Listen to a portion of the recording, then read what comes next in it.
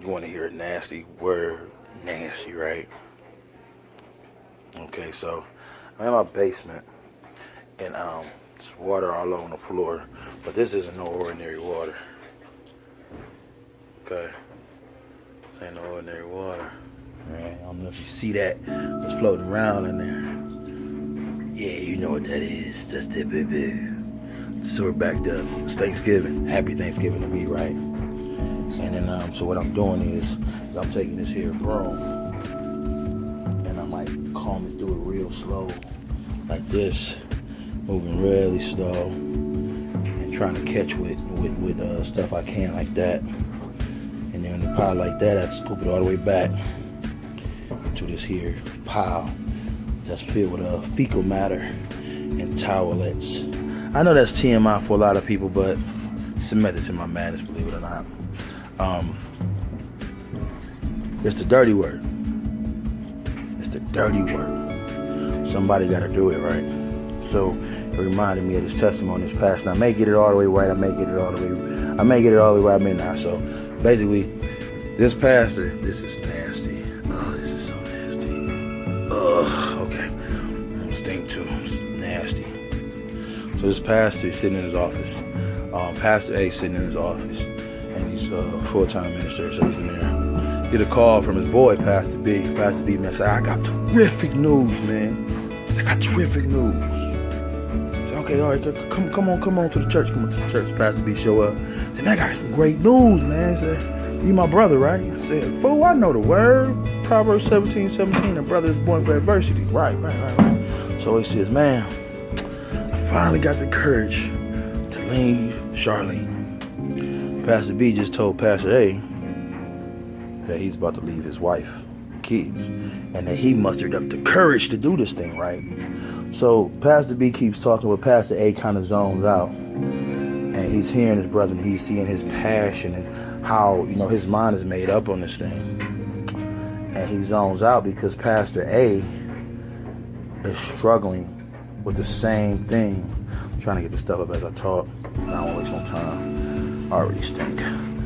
Pastor A is struggling with the very same thing, but he knows this isn't right. So Pastor A winds up leaving. So he probably should be winds up leaving. Pastor A gets in his car to head home.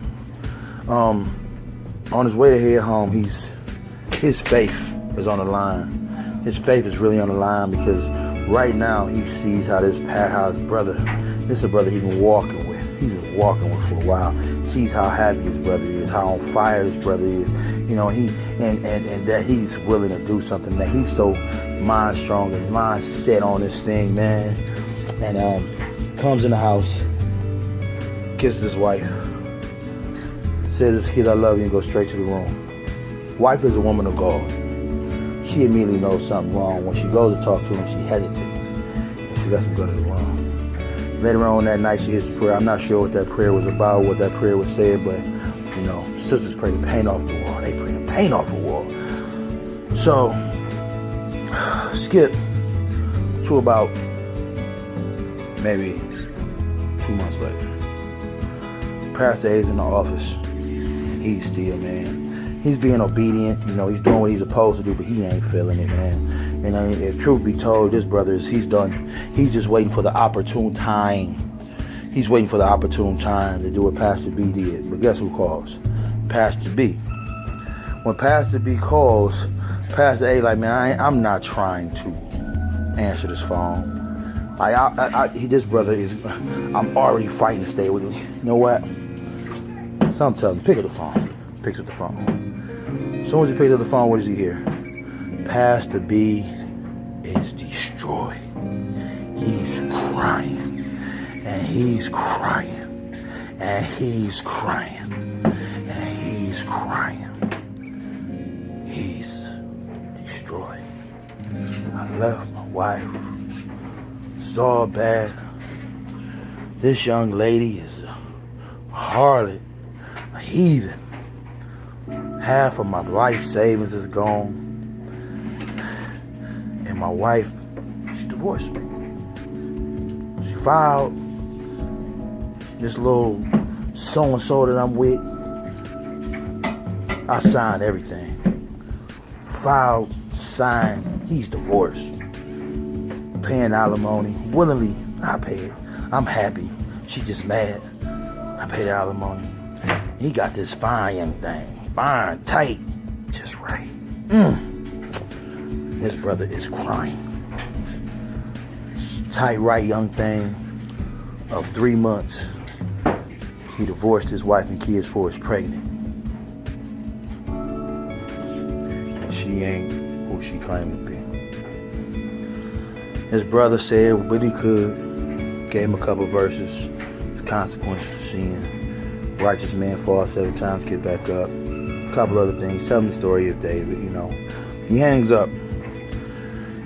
And his brother, Pastor A, gets in his car, heads home once again. But he's not totally sold.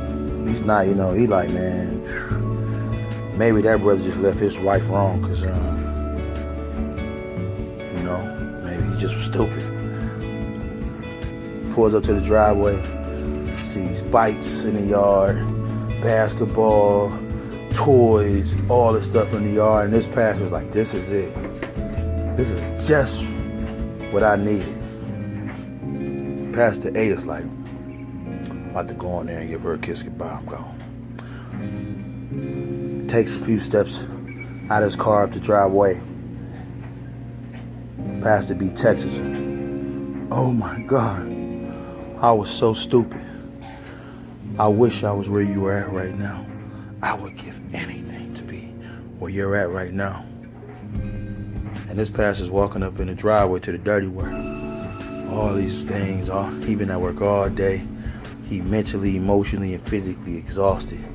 And he coming home to more work, the dirty work, the mud. And the pastor wakes up of a sort. And in a blink of an eye, everything that he has saw as his affliction and even persecution. We talk about kids, bikes in the yard, toys. But it gets like that after a while. Everything that we love and live for drives us crazy. But then the heart of Christ abounds in it. That obedience, those prayers, that wife prayer, it wakes up and says, aren't you glad you have the opportunity to pick up these toys in the front yard? Aren't you glad you can pick up this bike? Aren't you glad that you're here right now?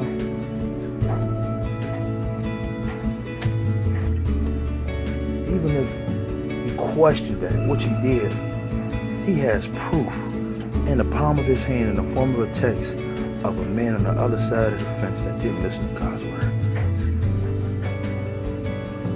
That man with a joyful, joyful smile. I would smile with my teeth not all the way together. With the big smile, picked up every toy, put them bikes in the driveway, went in there and gave his wife the biggest kiss and apologized for being a jerk that she didn't even know about. And that brother went on living. Still struggled, but he went on living. Still her going through it, but he went on living. With a lovely woman of God wife, some beautiful kids. And he's still fighting a good fight of faith. Love your mud, fellas. Love it. Because what somebody see as a front yard full of toys and problems, other people see as a blessing, an opportunity to glorify God. Love your mess. Love your mess.